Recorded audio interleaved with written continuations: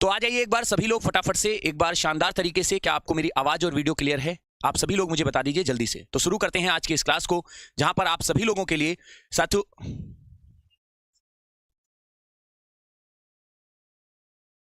चलिए शुरू करते हैं आज की क्लास को। मुझे लग रहा है आवाज और वीडियो दोनों आपके पास आ रहे होंगे। फटाफट से आज की क्लास को शुरू करते हैं।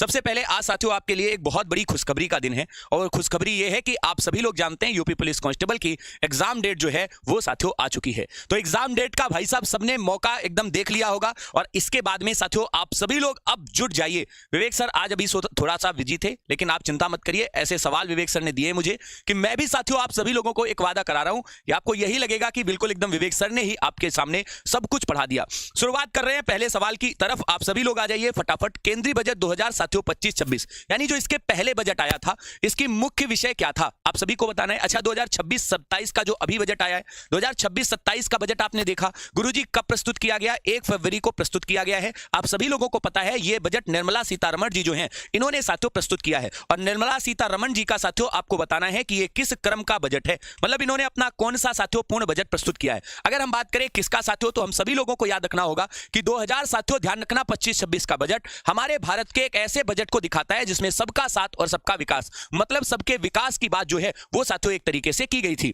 अगर आपसे पूछे बताइए 2026 और 27 का जो बजट आया, इसकी बताइए थीम क्या रही, तो इसकी थीम पता क्या रही? विकसित भारत। जो विकसित भारत आप देख रहे हैं ना, विकसित भारत जो है इसकी साथियों ध्यान रखना एक आधार या नींव। तो आप सभी लोग याद रखना विकसित भारत की ओर हम भारतीय लोग बढ़ रहे हैं, तो इसी से साथियों ये जुड़ा हुआ है। मतलब इस बार की थीम विकसित भारत वाली है, ध्यान रखना। बताइए भारत का याद रखना कौन सा भारतीय शहर अंतरराष्ट्रीय पतंग महोत्सव 2023 के लिए मेजबानी कर रहा है? अरे दोस्त, अंतरराष्ट्रीय पतंग महोत्सव हमारे भारत का एक ही तो राज्य है जहां पर पतंग महोत्सव किया जाता है, और वो है गुजरात। आपको याद होगा, चलिए कोई बात नहीं, गुजरात तो याद किया। बताइए गुजरात में कब पतंग महोत्सव होता है? पतंग महोत्सव जो है ये कब किया जाता है बताइए जरा। आपने सुना होगा मोदी जी जब मुख्यमंत्री थे तो वो साथियों सलमान खान को अक्सर बुलाया करते थे। हमें याद है गुजरात के अहमदाबाद ने साथियों मेजबानी की। फटाक से लगा लीजिए। और ये मकर संक्रांति जो होती ना, मकर संक्रांति मतलब जनवरी के 14 और 15 जनवरी के अवसर पर साथियों ये किया गया। तो अंतरराष्ट्रीय पतंग महोत्सव की मेजबानी हम सभी को याद रखना है गुजरात ने की। बताइए किस देश ने भारतीय निर्यात पर एंटी डंपिंग शुल्क लगाया है? आप सभी लोगों को पता होगा अभी चर्चा में सबसे ज्यादा अमेरिका रहा था, लेकिन साथियों ये सवाल आपका अमेरिका से जुड़ा हुआ नहीं है। अमेरिका ने भारत पर लगातार साथियों टैरिफ कर जो है वो बढ़ाए 25%। साथियों हम भारतीयों पर बार बार वो टैरिफ जो है वो साथियों लगा रहा था। अब आपको यहां पे देखना होगा जिस देश से आप उम्मीद भी नहीं कर रहे होंगे उसने एंटी डंपिंग शुल्क लगा दिया। इसका मतलब है ऐसा शुल्क कि यदि सामान जरूरत से ज्यादा बेचोगे तो आप पर अतिरिक्त कर लगाया जाएगा, और वो देश कोई और नहीं ऑस्ट्रेलिया है। ऑस्ट्रेलिया को जब आप पढ़ोगे तो ये साथियों महाद्वीप भी है, और महाद्वीप के रूप में ये हमारा सबसे छोटा महाद्वीप है। तो सबसे छोटा महाद्वीप किसको कहते हैं? तो सबसे छोटा महाद्वीप आप सभी को याद रखना है ऑस्ट्रेलिया कहा जाता है। बताइए एशिया के देशों में अकेला ऐसा देश जो G8 के देशों में शामिल है। हम सभी को याद रखना होगा जो G7 संगठन था इसको साथियों बनाया गया था 1975 में, लेकिन आगे चलकर 1998 में रूस को हमने शामिल करा लिया, लेकिन 2014 से रूस को बाहर कर दिया। ध्यान रखना, रूस को क्या कर दिया? बाहर कर दिया, बाहर। और इसके बाद से पुनः साथियों ये संगठन जो है वो G7 के नाम से जाना जाने लगा। याद रखिएगा इसके पीछे का कारण तो जो था वो क्रीमिया युद्ध था, यानी रूस ने क्रीमिया पर कब्जा किया, और इसी वजह से साथियों अमेरिका जैसे देशों ने मिलकर इसको बाहर निकाल दिया था। तो बताइए अकेला ऐसा देश जो साथियों G7 में शामिल है, तो जापान केवल शामिल है, चाइना तो है ही नहीं। कुछ बच्चों ने कहा गुरुजी बी लगाएंगे, ये जो देखा देखी वाला है ना ये कभी नहीं सही हो सकता। आप पहले कॉन्फिडेंस में आइए। सब लोग G7 के देश बता दीजिए, G7 में कौन कौन से देश हैं, कौन से देश हैं, कौन से देश? तो आपको लगेगा सभी लोगों को सबसे पहले आप सभी लोग दुनिया की पावर अमेरिका को लगा लीजिए। दूसरे नंबर पर साथियों पावर के बाद ब्रिटेन यानी यूके, और तीसरे नंबर पर आपको फ्रांस को लगाना है। फिर चौथे नंबर पर आप जापान को लगा लीजिए, और जापान से जे ले लीजिए तो जर्मनी बन जाएगा जर्मनी। और इसके बाद छठे नंबर पर आपको कनाडा लगाना है, और सातवें नंबर पर आप सभी लोगों को इटली लगाना है। तो ये आपको 7 देश जो हैं वो मिल जाएंगे साथियों, ध्यान रखना G7 में। एक अकेला है जो साथियों ध्यान रखना जापान शामिल है, चाइना तो है ही नहीं। राष्ट्रपति प्रत्येक कितने वर्ष में वित्त आयोग का गठन करते हैं। जब राष्ट्रपति की बात करते हैं तो आर्टिकल 280 के तहत ध्यान रखना हर 5 वर्ष पर, कितने वर्ष पर, तो 5 वर्ष पर वित्त आयोग का गठन करता है। तो कितने साल लगाओगे गुरुजी? केवल 5 साल लगाएंगे, 5 वर्ष पर इसको गठित किया जाता है। अगर पूछे बताइए हमारे यहां जो पहला वित्त आयोग बना था, पहला वित्त आयोग बताइए इसका अध्यक्ष किसे बनाया गया था? पहला वित्त आयोग का अध्यक्ष, 15वें वित्त आयोग का अध्यक्ष, 15वें वित्त आयोग का अध्यक्ष बता दीजिए, आयोग का अध्यक्ष बता दीजिए, अध्यक्ष। और साथ में 16वां वित्त आयोग जो है उसका अध्यक्ष बता दीजिए, 16वां वित्त आयोग जो है इसका अध्यक्ष कौन है? इसका अध्यक्ष कौन है? अध्यक्ष कौन है? सभी लोगों को यहां से निकालना होगा। साथियों पहला वित्त आयोग जो है इसको केसी नियोगी ने लीड किया था, तो केसी नियोगी इसके अध्यक्ष बनाए गए थे। 15वें वाले के एनके सिंह, नंद किशोर सिंह। साथियों 16वां वित्त आयोग अभी अरविंद पनगड़िया के नेतृत्व में शुरू हुआ है, तो अरविंद पनगड़िया को आप लगा लेंगे, 16वें वित्त आयोग के अध्यक्ष हैं। अगला देखिए, भारत की समेकित निधि जो संचित निधि होती है, राज्यों के बीच राजस्व का बंटवारा या अनुदान सहायता के लिए नियंत्रण के सिद्धांत, इनमें से राष्ट्रपति की सिफारिश पर कौन करता है? कसम खा के सभी लोग एक बार ये तय कर लो कि इस बार हमको साथियों यूपी पुलिस की वर्दी लेकर लौटना है। तुम सभी लोग जानते हो हमारे यहां केवल वित्त आयोग ऐसी संस्था है जो केंद्र और राज्य के बीच में धन का बंटवारा करती है। तो केंद्र व राज्य के बीच में, राज्य के मध्य ध्यान रखना, करों का बंटवारा और पैसे से जुड़ी हुई सारी चीजें जो हैं वो इसी के बीच में हैं। यह अनुपात अगर आपसे कोई पूछ दे तो 59:41 के अनुपात में इसका बंटवारा किया जाता है। बहुत इंपॉर्टेंट है, आप नोट कर लेना। बताइए सूर्य नमस्कार जो है इसके कितने चरण होते हैं? सूर्य नमस्कार का पहला उल्लेख किस वेद में है? पहला उल्लेख बताइए, पहला उल्लेख किस वेद में है? किस वेद में है सूर्य नमस्कार का पहला उल्लेख? किस वेद में है? हम सभी लोग जानते हैं ये एक योग का पाठ है और योग के ऋषि या योग के प्रणेता किसे कहे गए हैं? योग के प्रणेता बता दीजिए जल्दी से, किसे माना जाता है? सभी लोग बताइए। तो सूर्य नमस्कार के 12 चरण होते हैं और इसका सबसे पुराना उल्लेख जो मिला है वो साथियों हमको याद रखना होगा, ऋग्वेद में मिला है, ऋग्वेद में। साथियों पूछे बताइए योग के आचार्य या प्रणेता कौन है? तो पतंजलि को आप लगा लेंगे। और इनकी किताब या बुक के बारे में पूछे तो आप तुरंत लगाएंगे महाभाष्य। मेरे दोस्त नोट कर लेना, महाभाष्य। ये जो महाभाष्य है ये साथियों पतंजलि के द्वारा लिखी गई है, परंतु ये पाणिनि के अष्टाध्यायी पर टीका ग्रंथ है। तो पाणिनि की जो बुक थी ना उसका नाम था अष्टाध्यायी। ध्यान से नोट कर लेना, अष्टाध्यायी जो है ध्यान रखना उस पर टीका ग्रंथ, टीका मतलब अनुवाद है, ध्यान रखना। तो यहां से आपको ये याद हो जाएगा। आपका सभी का बी ऑप्शन बिल्कुल क्लियर। किसी बल्लेबाज को कितने तरीके से आउट कर सकते हैं? अरे एक बार तुम सब लोग खुद से पूछ लो कि इस बार कांस्टेबल की वर्दी चाहिए या नहीं। कसम खा के बैठना पड़ेगा, इस बार पलथी मारने से काम नहीं चलेगा। दूसरों की तुलना करने से अच्छा है दूसरों से आगे निकलो। अपने आप पे एक बार विश्वास करिए और जान लगाइए, ऐसे मजा नहीं आएगी। शेयर करना पड़ेगा और मेहनत करनी पड़ेगी। किसी बल्लेबाज को हम सभी लोग बताइए कितने तरीके से? सबने सुना होगा गुरुजी 10 बार आउट कर सकते हैं। कई प्रकार, स्टंपिंग साथियों, क्लिप बोर्ड, इसके बाद में पीछे आप जानते हैं पगबाधा आउट, LPW जिसको बोलते हैं। तो कितने प्रकार से आउट करोगे? तो किसी बल्लेबाज को 10 तरीके से आउट कर सकते हैं। बताइए एक फील्ड में कितने अंपायर होते हैं? फील्ड में कितने अंपायर? यह सवाल पेपर में पूछा जा चुका है आप ही के। फील्ड में कितने अंपायर होते हैं? तो गुरुजी फील्ड में हम सभी को याद रखना होगा केवल 2 अंपायर होते हैं, 2 अंपायर, जबकि एक तीसरा अंपायर पवेलियन के बाहर होता है। याद रखना। अगला देखिए, बताइए बांग्लादेश में निम्नलिखित में से कौन सी एक प्रमुख भाषा नहीं है? आप सभी को बताना है विश्व की साथियों प्रमुख भाषाएं, विश्व की 3 प्रमुख भाषाएं, 3 प्रमुख भाषाएं, 3 प्रमुख भाषाएं। और अगर विश्व की पूछ लिया तो भारत की भी पूछ देगा। तो भारत की 3 प्रमुख भाषाएं, 3 प्रमुख भाषाएं, 3 प्रमुख भाषाएं। मतलब इसका क्या है? इसका सीधा सा मतलब है सबसे ज्यादा बोली जाने वाली भाषाएं। हमारे यहां साथियों बांग्लादेश में मैथिली भाषा नहीं बोली जाती, ये तो आपको पता होगा। हमारे यहां 8वीं अनुसूची में आपको मिलेगी मैथिली, संथाली, बोडो, ये सभी के सभी मैथिली भाषा कहां पर? गुरुजी याद है हमारी बिहार इत्यादि के क्षेत्र में जबरदस्त बोली जाती है। बताइए विश्व की 3 प्रमुख भाषाएं। तो सबसे पहले आपको अंग्रेजी लगानी है, सबसे ज्यादा यही लोग बोलते हैं। दूसरे नंबर पर चीन की मंदारिन और तीसरे नंबर पर माथे की बिंदी बोलो हिंदी। हिंदी साथियों अगर भारत की बात करें तो सबसे प्रमुख भाषा हिंदी, दूसरे नंबर पर बंगला भाषा बोलते हैं लोग और तीसरे पे मराठी। ध्यान रखना। तो ये 3 भाषाएं आपको याद रहेंगी। अगला सवाल देखिए, दुनिया की पहली महिला प्रधानमंत्री आपसे पूछ रहा है, बताइए उनका नाम क्या है? दुनिया में सबसे पहले आपने श्रीलंका को सुना होगा। श्रीलंका में साथियों सभी लोगों को याद रखना होगा कि जो भंडार नायके थी वही बनाई गई थी। हमारे भारत में आपको याद रखना होगा 1966 से लेकर 1977 तक और फिर इसके बाद 1980 से 1984 तक साथियों इंदिरा गांधी जी पहली महिला प्रधानमंत्री बनी थी। अगला सवाल देखिए, नई स्लैब के तहत मोबाइल फोन जो होते हैं उन पर जीएसटी की दर कितनी होती है? मोबाइल फोन पर कितनी जीएसटी की दर बताइए? चार्जर जो होता है उस पर कितनी दर लगती है बताइए? लैपटॉप जो होता है, टैबलेट जो होता है उस पर कितनी दर? लैपटॉप पर कितनी दर जरा बताइए।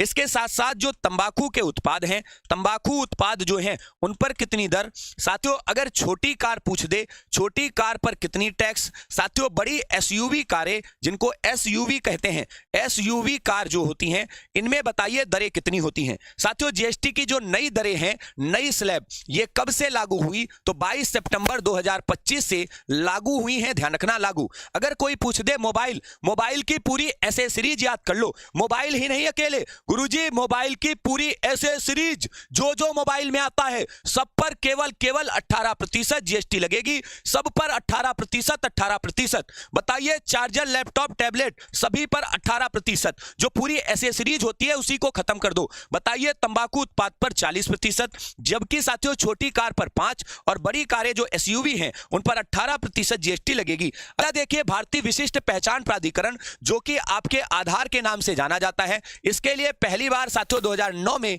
नियम बनाया गया था। साथियों 2016 से इसे अधिनियमित कर दिया गया। तो याद रखना 2016 से इसे मान्यता दे दी गई। यह हमारे यहां साथियों किस मंत्रालय? तो इलेक्ट्रॉनिक और सूचना प्रौद्योगिकी मंत्रालय के अंतर्गत आता है, यानी ए ऑप्शन आप सभी का इसमें बिल्कुल क्लियर होगा। अगला देखिए, बताइए किस भारतीय ने 2014 में नोबेल शांति पुरस्कार जीता था? साथियों जल्दी से बताइए। रामकृष्ण ने, कैलाश सत्यार्थी ने, वेंकट रमन ने, मदर टेरेसा ने। अगर हम बात करें कैलाश सत्यार्थी की तो ये बिल्कुल सही होंगे। इन्हें साथियों 2014 में शांति का नोबेल पुरस्कार मिला था। उस साल ही साथियों नोट कर लेना, एक पाकिस्तान की लड़की थी जिसका नाम थी साथियों आप सभी लोग जानते होंगे मलाला यूसुफजई। याद है ना, मलाला यूसुफजई। साथियों मलाला यूसुफजई जो हैं इनको भी शांति का नोबेल 2014 में साथियों दिया गया था। मतलब ये नोबेल ज्वाइंट मिला था। साथियों अगर पूछे इनका संगठन बता दो तो सभी लोग नोट करके लिख लेना। इन्होंने एक बचपन बचाओ आंदोलन चलाया था। बचपन बचाओ आंदोलन के तहत इन्होंने साथियों कई लाख बच्चों को पढ़ाया लिखाया, तो इसलिए यह चर्चित रहे। वेंकट रमन को 1930 में आप सभी लोग जानते हैं रमन प्रभाव देने के कारण भारत रत्न दिया गया था, विश्व रत्न दिया गया था, नोबेल पुरस्कार जिसको आप कह सकते हैं। फलों को पकाने के लिए इनमें से कौन सी गैस प्रयुक्त की जाती है? साथियों एसिटिलीन, एथिलीन, मीथेन और प्रोपेन। मीथेन धान की खेतों में निकलती है। साथियों याद करिए धान वान में कौन सी? आपने पढ़ा होगा गोबर गैस इत्यादि में। जब जानवर ध्यान रखना, जानवर क्या करते हैं जब जुगाली या चबाते रहते हैं तो उसमें साथियों ध्यान रखना निकलती है। ब्यूटेन और प्रोपेन हमारे यहाँ एलपीजी जो गैस होती है उसमें प्रयुक्त की जाने वाली गैसेज हैं। तो अब आपके पास एसिटिलीन और एथिलीन, इसमें से एक एथिलीन ऐसी है जिसका प्रयोग करते हैं, जबकि एसिटिलीन जो है वो एक जानलेवा साथियों एक तरीके से घातक गैस है। मतलब ये घातक है। पहले इसका प्रयोग किया जाता था लेकिन अब केवल और केवल एथिलीन करते हैं। बताइए सोने के साथ कौन सी धातु मिलाई जाती है? अरे सोना रोना धोना बंद करिए और एक बार सिर्फ ये सोचिए, पहले होमगार्ड फिर एसआई, मौका बढ़िया है चौका मार दीजिए। साथियों सोने के साथ हम सभी को याद रखना होगा तांबा मिलाया जाता है और आगे चलकर आप जानते हैं सोने की शुद्धता को किसमें नापते हैं? पेपर में चेक कर लेना, यही यूपी पुलिस 2018 का सवाल है। सोने की शुद्धता को कैरेट में नापते हैं। कैरेट में गुरुजी कितने कैरेट का? तो 24 कैरेट का सोना जो है वो 100% शुद्ध होता है, 100%। पेपर में पूछा गया था क्या कि 18% कैरेट गोल्ड बताइए कितना शुद्ध होता है? तो आप सभी लोग 18/24 और गुणे 100 कर लीजिए। ध्यान से देखिए आपको याद हो जाएगा। 6 त्रिक 18, 6 चौक 24 और 25 कुल मिलाकर 75% ये आंसर था। चेक कर लीजिए, यूपी पुलिस का पिछली बार का सवाल था, आप सभी लोगों ने पढ़ा होगा। अगला देखिए, बताइए महिला T20 विश्व कप या अंतरराष्ट्रीय में सबसे अधिक विकेट लेने वाली गेंदबाज कौन बनी थी? साथियों हमने पढ़ा था, वाह जी वाह, मारी छोरिया छोरों से कम थोड़े ना है। 2000 साथियों आपने पढ़ा था, हमारे यहां जो महिलाएं थी उन्होंने 2025 में विश्व कप जो है वो साथियों महिलाओं का जीत लिया था। और इस विश्व कप में सबसे ज्यादा साथियों दीप्ति शर्मा ने, जो उत्तर प्रदेश की नई डीएसपी भी बन गई। ध्यान रखना, आपको याद होगा इनको यूपी की साथियों डीएसपी के रूप में भी एक तरीके से सम्मान दिया गया, यही बनी है। बताइए भारत और किस देश ने अपने परमाणु प्रतिष्ठानों और सुविधाओं की सूची को आदान प्रदान किया है?